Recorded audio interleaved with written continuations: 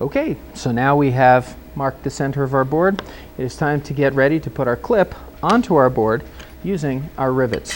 Now a rivet, as I have explained or will explain in class, sits in a hole that you've drilled and it expands, holding itself in place. You don't pound it into the board like a nail, and you don't screw it into the board like a screw.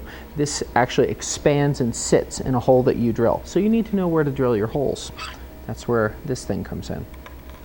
Now, if you'll see on the back of your clip, you have 1, 2 mounting holes. That's where our rivets are going to go through.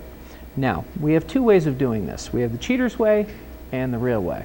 I'm going to show you the real way, but I'll also show you the cheater's way. No, I won't. I'll let you figure out what the cheater's way is. So what we're going to do here is we're going to take our ruler, in my case a tape measure, and we're going to measure from the center of the hole to the center of the other hole.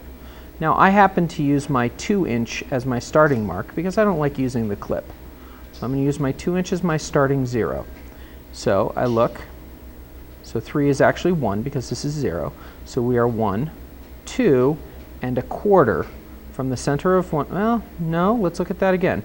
We are 2 and 1/8 between these two holes, 2 and 1/8.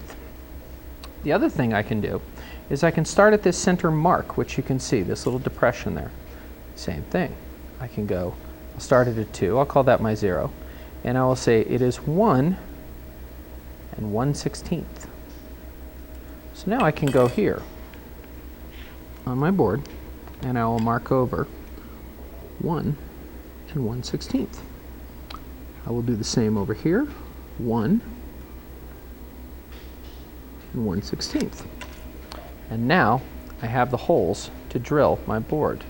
Notice that I did not make giant sloppy marks like this. I made nice small holes so I know exactly where my drill bit is going to have to pierce the board.